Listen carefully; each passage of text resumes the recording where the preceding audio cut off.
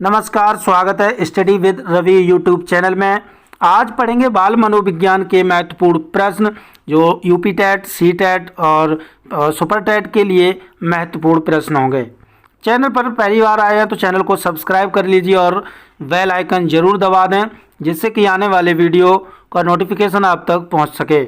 और video last तक देखें, महत्वपूर्ण प्रश्न है जो लोग यूपी टेट की, सी टेट की और प्राथमिक सुपर टेट की तैयारी कर रहे हैं उनके लिए।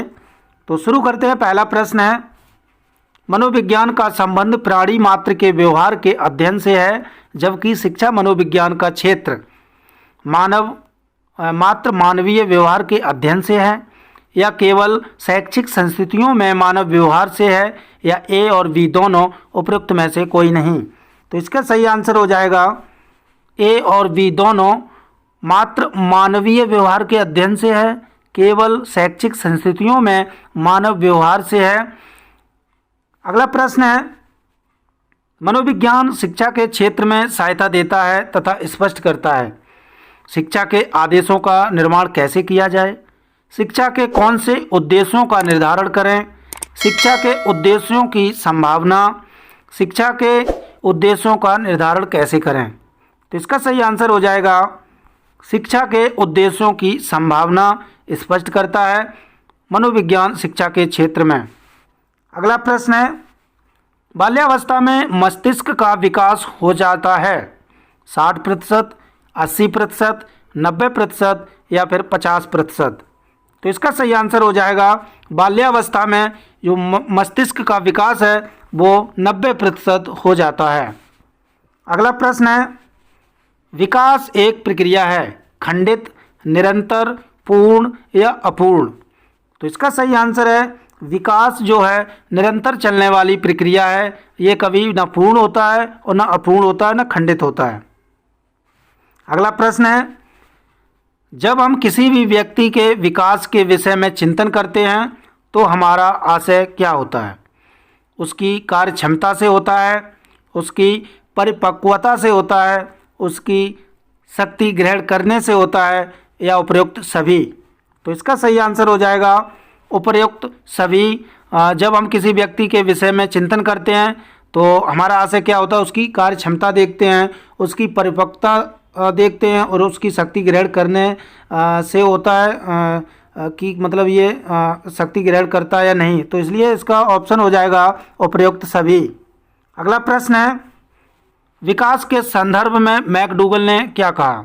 मैकडूगल का जो विश्लेषण है वो क्या है? व्यक्तित्व का विश्लेषण किया, या मूल प्रवृत्त्यात्मक व्यवहार का विश्लेषण किया, या फिर बालक के शारीरिक विकास का विश्लेषण किया, या उपयुक्त में से कोई नहीं। तो इसका सही आंसर है विकास के संदर्भ में मैकडूगल ने मूल प्रवृत्त्यात्मक व्यवहार का विश्लेषण किया। अगला प्रश्न है, संवेगात्मक विकास में किस अवस्था में तीव्र परिवर्तन होता है? शिशु अवस्था में, युवावस्था में, बाल्यावस्था में या फिर किशोरावस्था में? तो इसका सही आंसर है संवेगात्मक विकास जो होता है वो तीव्र अवस्था में वो होता है किशोरावस्था में। अगला प्रश्न है, किस मनोविज्ञान का कहना है कि सभी बालक जन्म के समय समान होते हैं? Crow and Crow, Watson, Clark और वीच मैकडूगल। तो इसका सही आंसर हो जाएगा सभी बालक जन्म के समान होते हैं, ये मानना है वॉटसन का। वॉटसन का एक कथन और भी है कि मुझे एक शिशु दे दो, मैं उसको चाहे इंजीनियर, डॉक्टर, कुछ भी बना सकता हूँ। तो इसलिए जो उनका मानना है कि सभी बालक जन्म के समय समान होते हैं। अगला प्रश्न है, शिक्षक को शिक्षा मनोविज्ञान के अध्ययन की प्रत्यक्ष आवश्यकता नहीं है। तो किसकी नहीं है? बाल व्यवहार का अध्ययन, शारीरिक सुडौलता, व्यक्तिगत भिन्नताओं की समझ, अनुशासन व कक्षा व्यवस्था। तो इसका सही आंसर हो जाएगा शारीरिक सुडौलता से कोई मतलब नहीं होता है।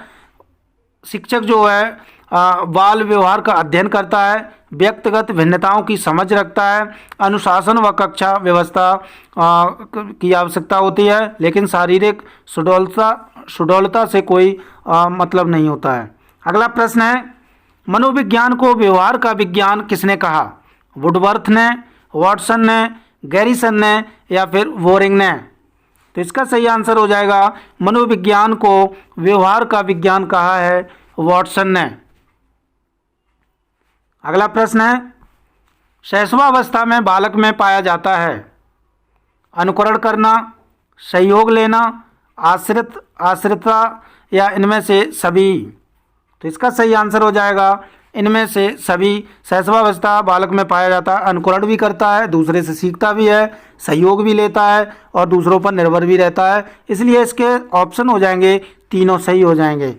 अगला प्रश्न है, मानव मन में प्रभावित करने वाला कारक कौन है? मानव मन को प्रभावित करने वाला कारक है व्यक्ति की रुचियाँ, अभिक्षमताएँ, अभियोग्यताएँ व वातावरण, उपयुक्त सभी? तो इसका सही आंसर हो जाएगा उपयुक्त सभी। मानव मन को ये कारक जो हैं प्रभावित कर देते हैं, व्यक्ति की रुचियाँ या फिर अभिक्षमताएँ और अभियोग्यताएँ व वातावरण, इसलिए इसका ऑप्शन हो जाएगा उपयुक्त सभी। अगला प्रश्न है, मनोविज्ञान को शुद्ध विज्ञान माना है स्टीफन ने, एंडरसन ने, जेम्स ड्रेवर ने या फिर स्टाउट ने? तो इसका सही आंसर है मनोविज्ञान को शुद्ध विज्ञान माना है जेम्स ड्रेवर ने। अगला प्रश्न है, किसी बालक की समस्या के कारणों को ढूंढने में निम्नांकित में से सबसे कम उपयोगी मनोवैज्ञानिक विधि है? प्रयोगात्मक, व्यक्ति इतिहास, निरीक्षण या फिर परीक्षण? तो इसका सही आंसर हो जाएगा परीक्षण। किसी भी बालक की समस्याओं के कारणों को ढूंढने में सबसे कम उपयोगी मनोवैज्ञानिक विधि है वो है परीक्षण।